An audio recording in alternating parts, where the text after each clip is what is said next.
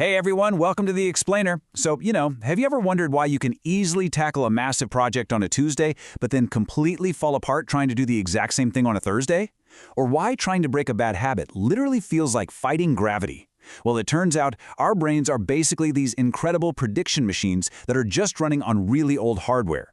Today, we're setting off on a fascinating journey to go completely under the hood of the human mind to find out why we do exactly what we do. Okay, let's dive into this. A single explanation never fully explains behavior. That right there is the absolute foundational rule of psychology. When we look at human actions, they're never just accidental, right? But they're rarely purely intentional either. Psychology adopts what we call an interactional view. And basically, this just means that literally everything you do is the outcome of multiple psychological systems firing off all at exactly the same time. To get to the bottom of this, here is our roadmap for today's explainer. We'll be starting with the roots of behavior, looking at perception versus reality, exploring our biology, and then examining the heavy impact of stress. After that, we'll uncover those invisible habit loops, and finally, wrap up by giving you a real blueprint for how to actually change your behavior. Let's jump in. Starting with Section 1, the roots of human behavior. Now, what's really interesting about this slide is that we need to stop looking at our actions as these isolated one-off events. We need to start seeing them as a dynamic, flowing process. On one side, you have your internal factors, so things like your temperament, your emotional state, and your past experiences. And on the other side, you've got your external factors, like your social environment, cultural norms, and current stressors. Our actions are shaped by this continuous collision between these two sides. And honestly, a change in external context can completely alter someone's behavior, even if their internal character remains exactly the same. Just think about trying to improve your study routines.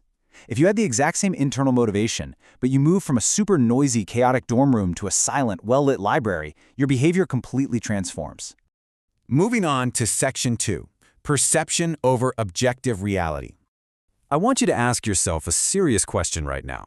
Are you reacting to true objective reality, or are you just reacting to your own psychological lens? To figure that out, we have to look at cognition. Cognition acts as the intermediary between what happens to you and how you react to it. It's the ultimate filter. Your brain is constantly filtering raw information through your prior experiences, your emotional memories, and your expectations. And because of this cognitive filter, completely identical circumstances can trigger entirely different behavioral responses in two different people. Reality isn't what drives your behavior. Your perception of reality does. And because our brains are fundamentally pretty lazy and absolutely love efficiency, we rely heavily on cognitive shortcuts. Now, these shortcuts are designed to conserve mental energy and manage information overload. They're incredibly useful, but they definitely have a dark side. When they become biased or distorted, they lead to misinterpretations of social cues and exaggerated threat perception. If left unchecked, these mental shortcuts can totally distort our judgment and lock us into repetitive, unhelpful behaviors. A classic example is instantly interpreting a difficult task as a literal threat, which then triggers severe procrastination. Let's see how this builds into Section 3, biology and neural pathways. So let's talk about our physical hardware. And honestly, this should be incredibly reassuring. Biology creates tendencies, but it does not rigidly determine your behavior. Yes, of course, your brain structure, your neural pathways, genetic predispositions, and hormones all heavily influence things like your impulse control and motivation, but they only set the baseline. They are not your absolute destiny. Your emotional regulation skills and your environment actually dictate how those biological predispositions play out in the real world. Which brings us to Section 4, emotions and chronic stress. These are the powerful accelerators and brakes of our daily actions. So, how exactly does stress alter your thinking and behavior?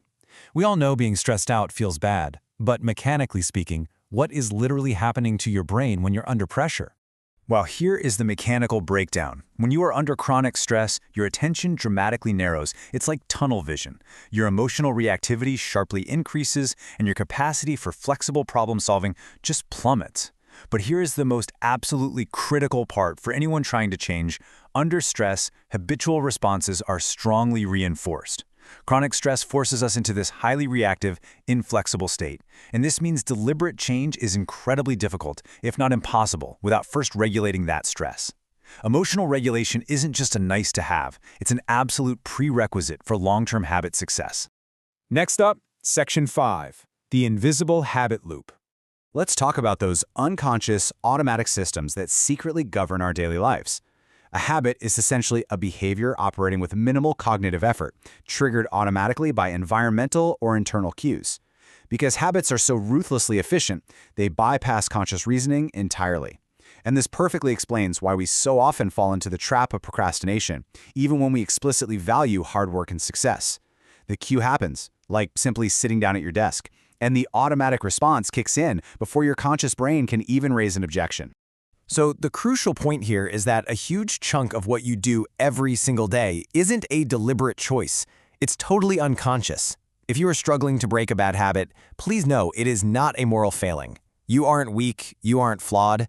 It is simply a highly entrenched neurological system running on autopilot, and awareness alone is almost never enough to overcome it. So, let's get practical. Section 6.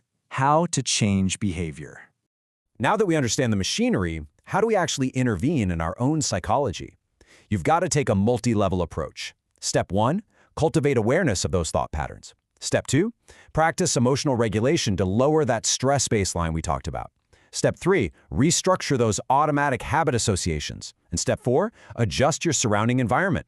To make this really actionable, I highly recommend creating a concrete daily checklist for yourself to track your progress toward new habits. You want to be asking yourself things like, did I pause to check my cognitive filter today? Did I do my stress regulation breathing? Did I swap out my bad habit cue for a good one? Did I actually set up my physical environment for success? Sustainable change requires addressing all these steps together rather than just trying to rely on sheer willpower alone. To achieve lasting change, you are essentially redesigning your operating system. You can't just force a new outcome. You have to address the internal and external factors simultaneously. You've got to modify the triggers in your room or your office, regulate the stressors that lock you into rigid thinking, and then consistently practice new patterns until they completely overwrite the old unconscious drivers. If you take away just one single thing from this explainer today, let it be this. Human behavior is multidimensional and it is profoundly adaptable. Yes, you have biological baseline tendencies, and for sure your environment heavily influences you, but by deeply understanding these overlapping patterns, by seeing the interaction between your cognition, your stress levels, and your physical spaces, you absolutely hold the power to reshape them entirely. I'm going to leave you with this final, really vital question to chew on. What environment will you change today to reshape your tomorrow? Start small, adjust your cues, and just watch how quickly your behavior follows suit. Thanks so much for joining me on this explainer, and keep learning.